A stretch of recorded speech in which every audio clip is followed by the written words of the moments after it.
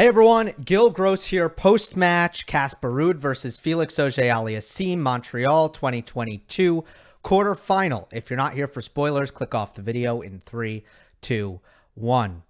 Casper Ruud with an emphatic 6-1, 6-2 victory over FAA in his home city to advance to the semi-final.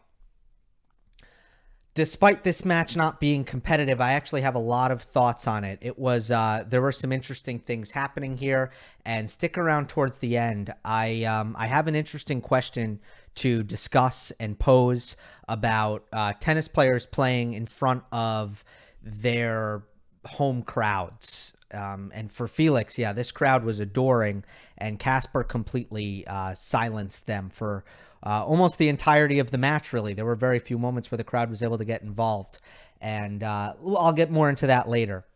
First off, tactically, the serving did not make the difference here. You know, Felix served pretty well. He made 68% of his first serves. Ruud made 69%. And if you look at unreturned first serves, aces and service winners, Felix had more than Casper. So this was actually about the play off the ground, baseline rallies. Tennis TV does a stat that is a baseline rally stat, which I normally ignore because it's never been explained to me exactly what it means. Is it past 2 shots? Is it just who wins the point once the return gets in play? Is it past 4 shots? I don't know what constitutes a baseline rally, but they had this stat 34-15.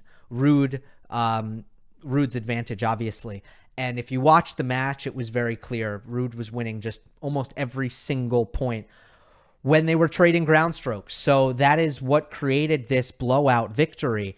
And to me, it came down to the backhand. Ready for me to say something for the first time? Casper Ruud won a match because of his backhand.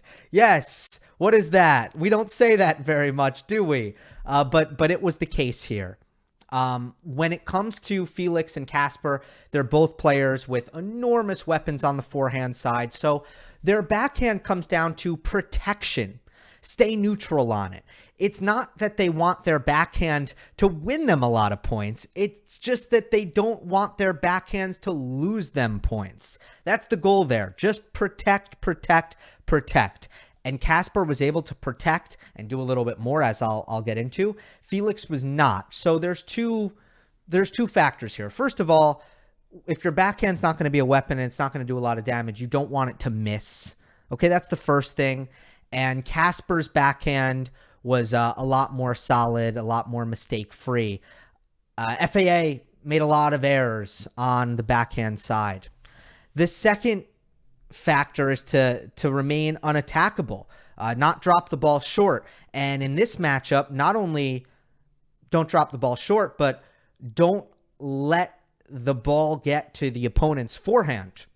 If you're Casper and you're Felix, that's your mentality. Anytime you're hitting a backhand from the ad side of the court, if I go cross court, make it good enough that and strong enough that it goes to my opponent's backhand, that I don't let them set up the invertido, which Casper Ruud, training at the Rafa Nadal Academy, is very familiar with. Felix, training under Tony Nadal, is very familiar with. The invertido is the forehand from the backhand side of the court. Both of these players want to set that up. So when I go cross court with the backhand, it better be good enough to find the opposite backhand, to find my opponent's backhand. And a key here, to not let the opponent camp on the backhand side. And again, set up the invertido.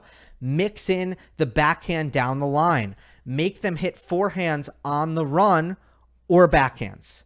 Forehand on the run, backhand. Forehand on the run, backhand. No forehands from the middle of the court. No forehands from the backhand side of the court. That is very much the goal. So Felix was missing the backhand a lot and going mostly cross court, but not going cross court with enough quality, letting Casper set up the invertido. The inside out forehand, the inside in forehand.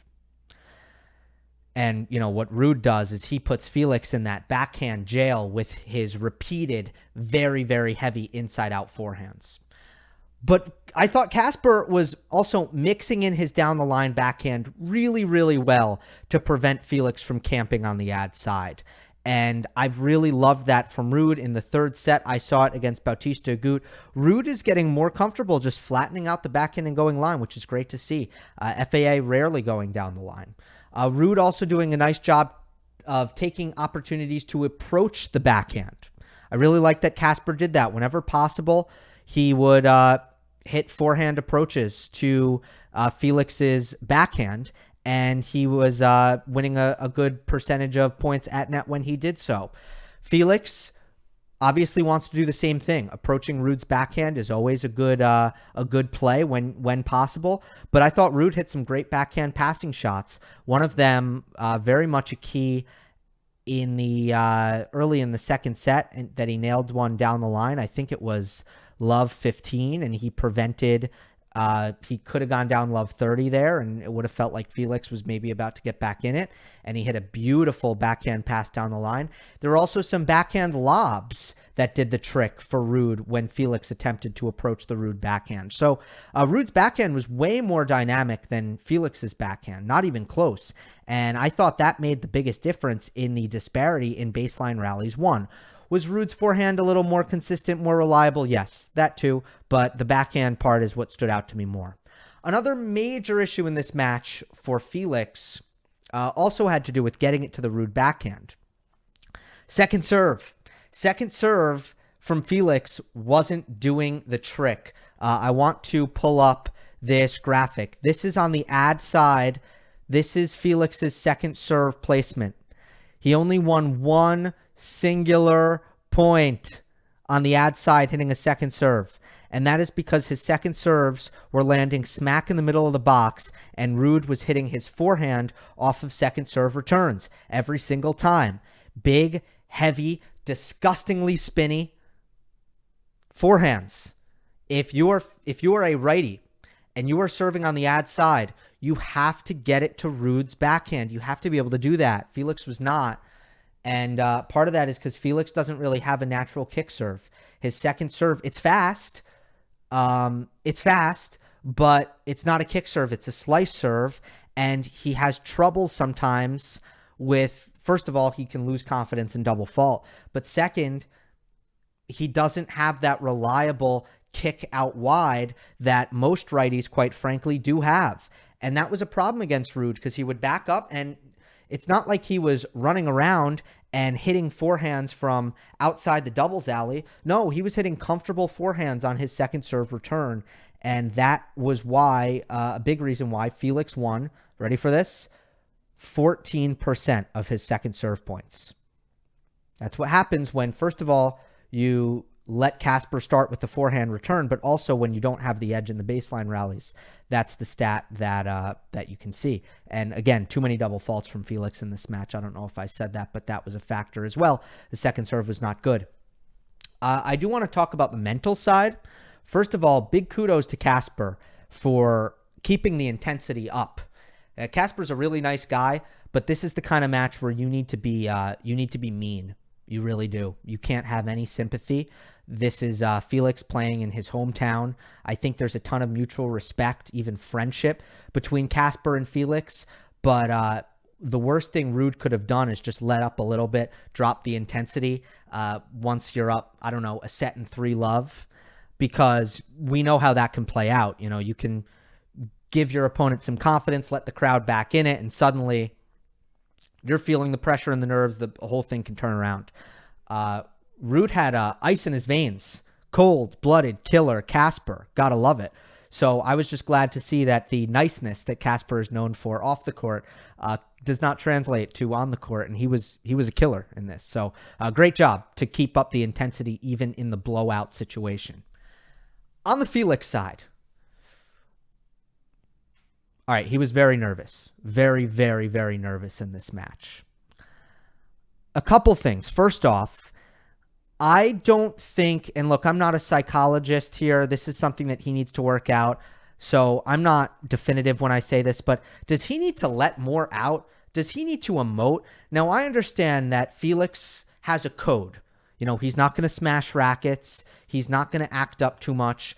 but can you find something healthy to kind of let something out? Because I almost wanted to scream for him.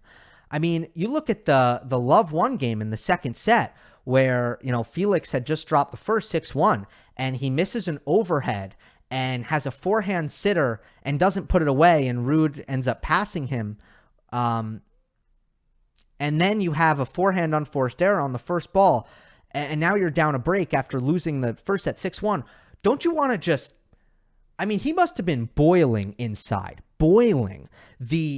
I can't imagine what that felt like. But he just holds it in. And to me, that can't be healthy for his tennis. You just need to... We've seen players just let it all out, and then they feel a little bit better. Can Felix just yell or something? Find a way to just get that out of him. I've seen that kind of deer in the headlights demeanor that Felix can get into, and I don't think it's healthy. The second thing that I want to talk about is playing at home. And I just want to say in general, there needs to be... I will never assume that that's an advantage for players. Now, I know that there are some examples of players doing very well in their home country. Lorenzo Sonego is one. Hugo Gaston is another. I know that there are examples of the opposite, especially Aussies at the Australian Open, Leighton Hewitt, Sam Stosur, John Isner at the... Well, no, it's kind of on par. I don't know. There are obviously examples of the opposite. In fact, a lot of the Frenchmen struggled at Roland Garros, but is that just because it's clay and none of them are clay quarters?